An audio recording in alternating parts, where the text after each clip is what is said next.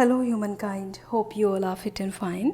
The Phytoplankton Academy welcomes you all and आज हम discuss करेंगे डिफरेंट स्पेसीज़ के बारे में जो आप सुनते हैं, जैसे कि flagship species, indicator species and keystone species, और समझेंगे कि इनमें क्या बेसिक डिफरेंस है, किसकी वजह से हम अपने क्वेश्चंस को गलत कर देते हैं।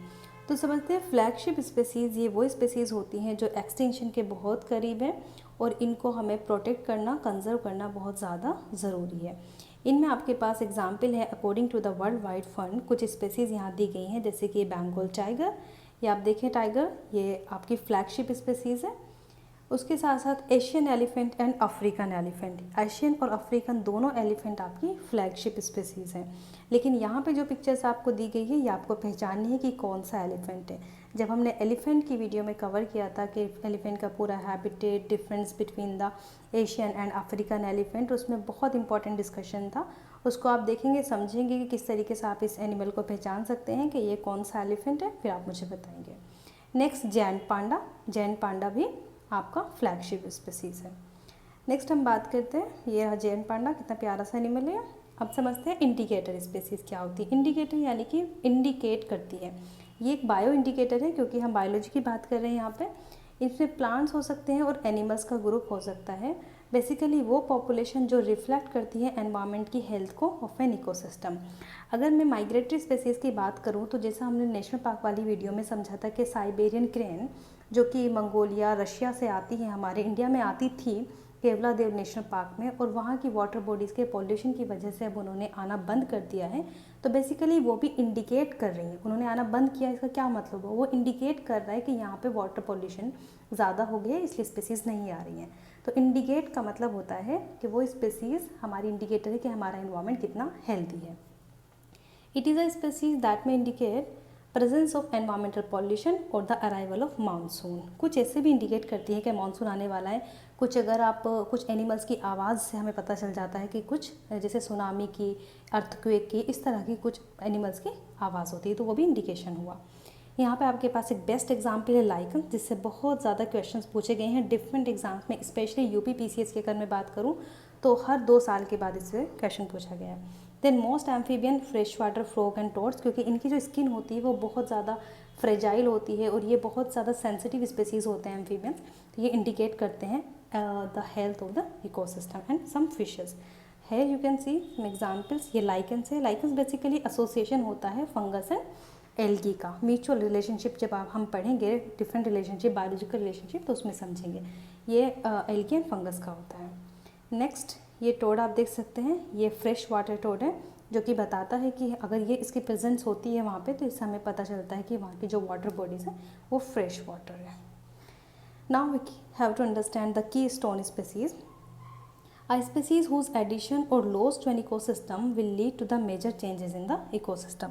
इस की स्टोन स्पेसीज कुछ ऐसी होती हैं कि अगर हम उनको इकोसिस्टम में ऐड करें किसी में, या फिर उसको हटा दें, वहाँ से डिलीट करें, तो इससे पूरे के पूरे इकोसिस्टम पे बड़ा भारी फ़र्क पड़ेगा। जैसे कि ये वो स्पेसीज़ हैं that organism that helps hold the system together, जो पूरे के पूरे सिस्टम को एक जगह होल्ड करके रखती हैं। अभी हमने जब फ्लैगशिप स्पेसीज़ की बात करी थी तो वहाँ पे हमने एलिफेंट की बात की थी, लेकिन एलिफेंट फ्लैगशिप के साथ साथ एक की स्टोन स्पेसीज़ भी है, क्योंकि एलिफेंट को अगर आप किसी इकोसिस्टम से रिमूव करेंगे तो पूरी एनवायरनमेंट, पूरा इकोसिस्टम वहाँ से डिस्टर्ब हो जाएगा। एलिफेंट क्या करता है, वो ग्रीन लीव्स पर फीड करता है और उसको फीड करने के लिए पूरी ब्रांच तोड़ देता है। उस ब्रांच पर जो छोटे छोटे एनिमल्स होते हैं, डियर, सांबर्स, वो उस पर फीड करते हैं। तो इस तरीके से पूरा कनेक्शंस बना हुआ है हमारे इकोसिस्टम में। तो इस स्पेसीज़ के रिमूवल से सिर्फ एलिफेंट नहीं, बहुत सारी स्पेसीज़ की स्टोन होती है, हम अभी देखेंगे। Some ecosystem might not be adept to environmental change if their keystone species disappear. Ecosystem पर इतना नुकसान पड़ता है कि अगर उनका डिसअपियर हो जाए तो पूरा का पूरा इकोसिस्टम भी कंट्रोल नहीं कर सकता, अडेप्ट नहीं कर सकता सिचुएशन को। The species maintain the local biodiversity of an ecosystem, influencing the abundance and type of other species in the habitat. A dominant predator whose removal allows a prey population, generally एक dominant predator होता है जैसे कि tiger, लोयन, और अगर उनका removal हो जाए तो उनकी प्रे पॉपुलेशन जिस पे वो फीड करते हैं, जैसे कि सांबर, चीतल और आपका ये डियर्स, जितने भी डिफरेंट डियर्स होती हैं, उनकी पॉपुलेशन एक्सप्लोड कर जाएगी and often decrease the overall diversity, कम हो जाएगी।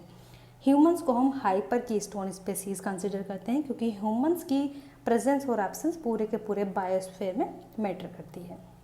Now you can see some pictures, tiger keystone species है, लॉयन। देन अगर प्लांट्स की बात करें तो मैंग्रोव्स की प्रेजेंस और एब्सेंस पूरे इकोसिस्टम पे अफेक्ट डालती है। एंड अगर रेप्टाइल्स में देखें तो हमारा crocodile. Here we can see some questions is पर the UPPCS 2012 lichens are the best indicator of, मैंने अभी बताया आपको एयर पॉल्यूशन। अगर एयर पॉल्यूशन होगा किसी एरिया में तो वहाँ पे लाइकेंस ग्रो नहीं करेंगे। और लाइकेंस क्या होते हैं, ये म्यूचुअल रिलेशनशिप होता है between the algae and fungi, ये आपको याद रखना है, algae and fungi. Okay, then which of the following is a bioindicator of the air pollution, UPPCS 2013 again lichens, A option is the correct answer. Then 3, which of the following is the well known example of bioindicator of the air pollution, again in UPPCS 2019 lichens, A is the correct answer. Then with question number 4, UPPCS 2021, which of the following is indicator of the air pollution, मतलब questions को आगे पीछे करके ही पूछा गया है, कुछ अलग अलग स्पेसीज ऐड की गई हैं लेकिन लाइकेंस इसका करेक्ट आंसर है। ठीक है, अदर ऑप्शंस भी, अदर एग्जाम्पल्स भी जो मैंने आपको बताए हैं वो भी याद रखने हैं क्योंकि वो भी एग्जाम में पूछे जा सकते हैं। Okay, thank you.